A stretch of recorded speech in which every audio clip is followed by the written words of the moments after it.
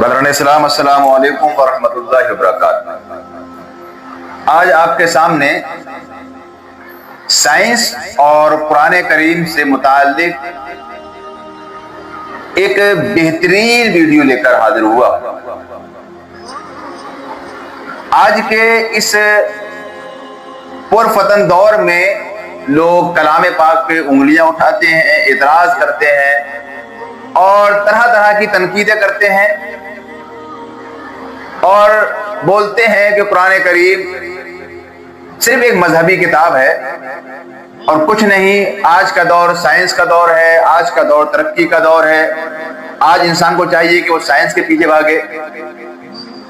یہ بات صحیح ہے کہ دور کے حساب سے انسان کو چینج ہونا چاہیے، مگر قرآن کریم کل بھی لوگوں کے لیے ہدایت تھا، آج بھی لوگوں کے لیے ہدایت ہے اور قیامت تک لوگوں کے لیے ہدایت رہے گا، کیونکہ رب تبارک و تعالی ارشاد فرماتا ہے ہدی للناس، یہ لوگوں کے لیے ہدایت ہے اور ہر زمانے کے لوگوں کے لیے ہدایت ہے۔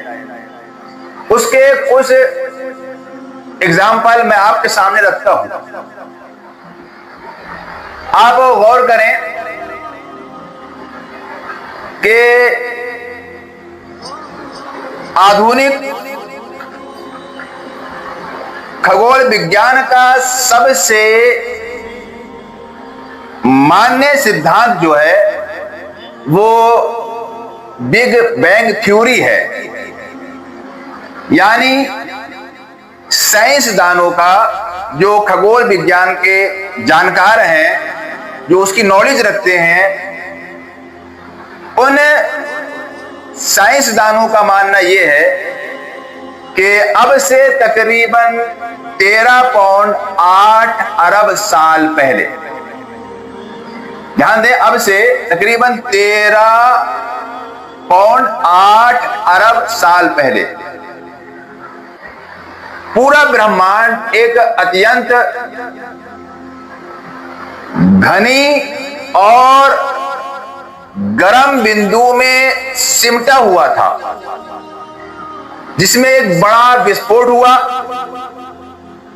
اور پھر یہ پھیلنا شروع ہوا۔ اس وسفوٹ کے بعد زمین اور آسمان بنے اور گلیکسیاں بنی، برہمانڈ بنا، تارے بنے، ستارے بنے،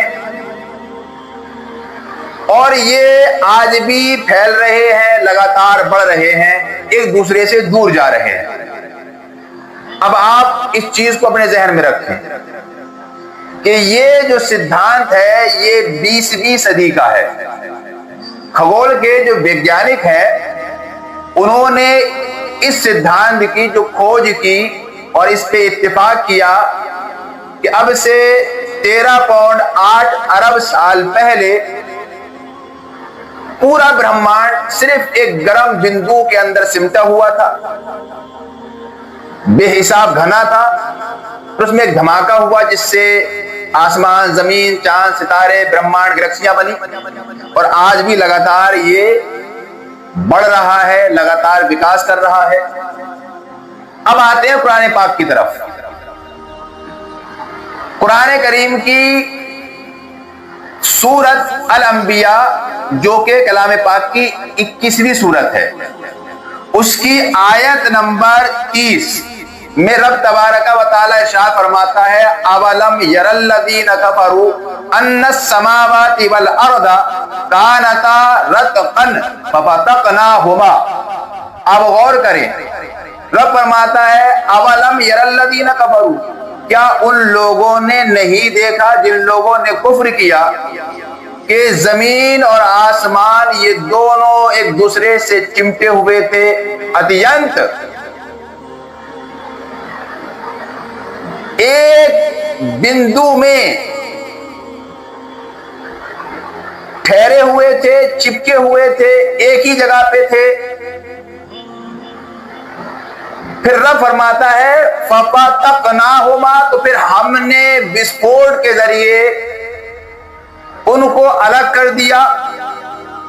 اب اس وسفوٹ کے بعد میں گلیکسیاں بنی، ستارے بنے، زمین بنے، آسمان بنے۔ اب آپ غور کریں اور سوچیں یہ کلام پاک اب سے تقریباً 1450 سال پہلے مدینے کے تاجدار محمد عربی صلی اللہ علیہ وسلم پہ نازل ہوا، اور مدینہ وہ جگہ ہے جہاں اس وقت دنیا میں سب سے زیادہ جہالت تھی۔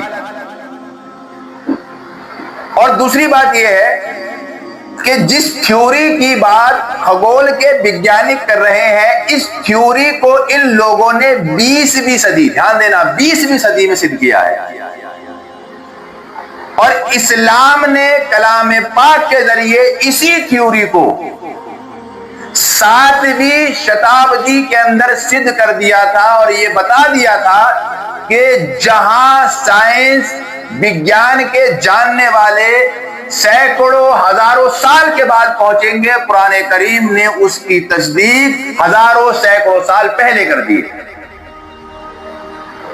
اب آپ دھیان لگائیں اور سوچیں کہ کلام پاک جو محمد عربی صلی اللہ علیہ وسلم پہ نازل ہوا، اتنی بڑی بات وگیان کی کہ زمین و آسمان یہ سمٹے ہوئے تھے، چمٹے ہوئے تھے، ایک دوسرے میں گمسم تھے، پھر رب نے ان کو الگ کیا، جدا کیا، ستارے بنائے، گلیکسیاں بنائی۔ تو یہاں تک آپ دیکھیں گے تو آپ کو آشچریہ ہوگا کہ جو کھگول وگیانکوں کے سدھانت تھے، وہ سدھانت اس کتاب سے میل کھا رہے ہیں جو کتاب ان کے سدھانت سے ہزاروں سال پہلے نازل ہوئی تھی۔ اب آگے آتے ہیں، اسی پہ بات کرتے ہوئے آگے چلتے ہیں۔ اب ہم یہ دیکھتے ہیں کہ آدھونک کھگول وگیان کے دوارا ایڈون ہبل کے اولوکن 1929 کے بعد یہ سدھ ہوا کہ برہمانڈ لگاتار پھیل رہا ہے۔ دھیان دینا، آدھونک کھگول وگیان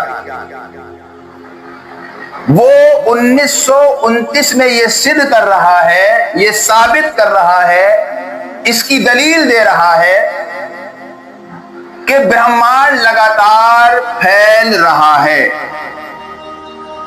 اب ہم آتے ہیں کلام پاک کی طرف۔ کیا کلام پاک میں اس کا کوئی ذکر ہے؟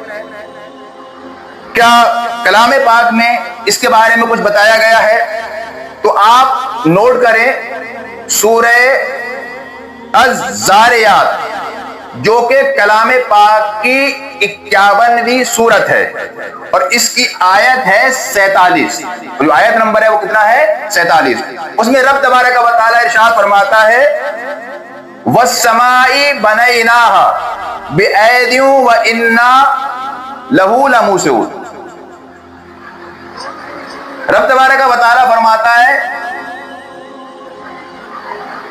اور قسم ہے آسمان کی اور جو کچھ اس کے درمیان ہے وہ لگاتار پھیل رہا ہے، ہم اس کو لگاتار پھیلا رہے ہیں۔ جو کچھ آسمان اس کے درمیان ہے، آسمان زمین کے درمیان اتنی گلیکسیاں ہیں۔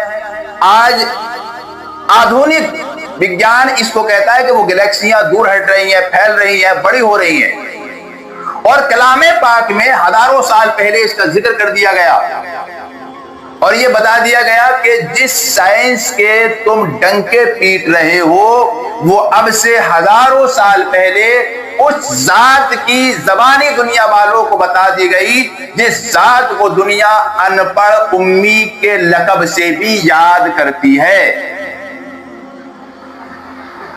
جو 1929 میں سدھ ہوا وہ کلام پاک نے 7ویں شتابدی میں سدھ کر دیا تھا، اور یہ بتا دیا تھا کہ ہزاروں سال کے بعد جہاں تم پہنچو گے وہاں ہم پہنچ چکے ہیں۔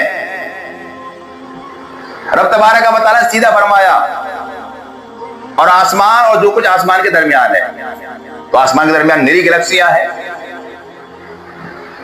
نری آکاش گنگائیں ہیں، نرے تارے ہیں، اور विज्ञान कहता है कि ये फैल रहे हैं, बढ़ रहे हैं, और कलाम पाक कह रहा है कि हमने इनको बढ़ाया, बराबर फैला रहे हैं। तो ये बात तो सिद्ध हो गई कि जो थ्योरी 20वीं सदी में आधुनिक विज्ञान के लोग दुनिया वालों को दे रहे हैं, वो थ्योरी इस्लाम ने हजारों साल पहले मुसलमानों को दे दी। फर्क इतना है कि मुसलमान ना तो कुरान को पढ़ा, ना समझा, और ना ही उससे आगे वाले मसाइल को अखज़ कर सका। हाँ, जिन लोगों ने अखज़ किया, मैं उनका भी इंशाअल्लाह आपके सामने कभी कंप्लीट बयान करूंगा, क्योंकि वक्त यहाँ उधर जाने का नहीं है। आप जरा देखेंगे तो आपको मालूम होगा कि 16वीं शताब्दी से पहले जितने वैज्ञानिक, जितने भी साइंसदान हुए, वो सब मुसलमान हुए, और वो ही मुसलमान हुए जिन्हें कुरान और हदीस का इल्म था। आप 16वीं शताब्दी से पहले आइए और फिर बताइए कि कौन सा वैज्ञानिक है, कौन सा साइंसदान है जो मुसलमानों के अलावा है। मुसलमानों के साथ सबसे बड़ी ज्यादती ये हुई कि 16वीं शताब्दी आते आते मुसलमान कुरान से भी दूर होता गया और दुनियावी तालीम से भी दूर होता चला गया। और आज की तारीख में आप जानते ही हो कि सबसे ज्यादा पिछड़ी हुई कौम तालीम में अगर कोई है तो मुसलमान है।